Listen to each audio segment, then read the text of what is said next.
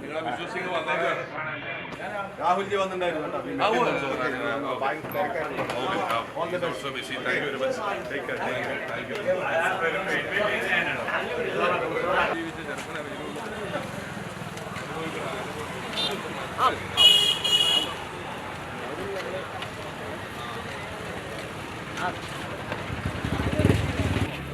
മക്കളെ മോനെ നീയല്ലേ കൊണ്ട് തന്നെ ഇപ്പൊ. താങ്ക് യു വെരി മച്ച് കേട്ടോ.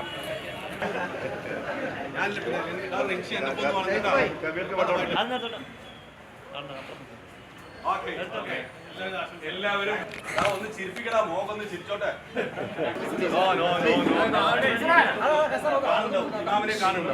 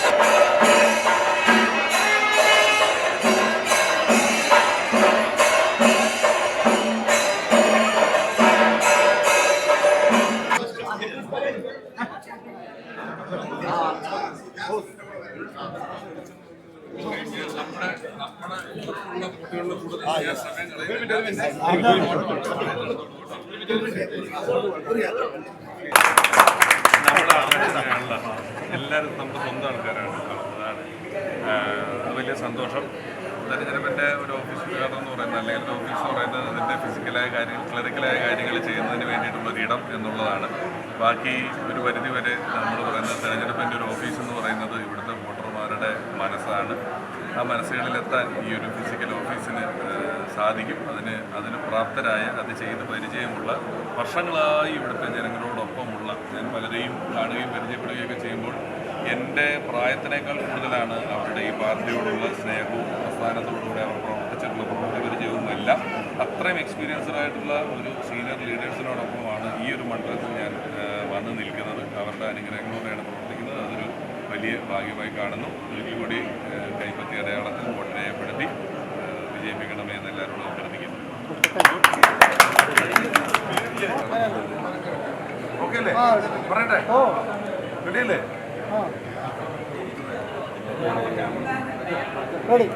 പ്രിയപ്പെട്ട എല്ലാവർക്കും എൻ്റെ വിനീതമായ നമസ്കാരം. ഇന്ന് മലയാളികൾ ലോകമെങ്ങും ആഘോഷിക്കുന്ന ഈദാണ്. ഈദ് ആഘോഷിക്കുന്നതിനോടൊപ്പം ഞങ്ങൾ പാലക്കാട് ഐക്യ ജനാധിപത്യ മുന്നണിയുടെ തെരഞ്ഞെടുപ്പ് കമ്മിറ്റി ഓഫീസ് ഉദ്ഘാടനം കൂടെ ചെയ്ത് അതും കൂടെ ആഘോഷിക്കുകയാണ്.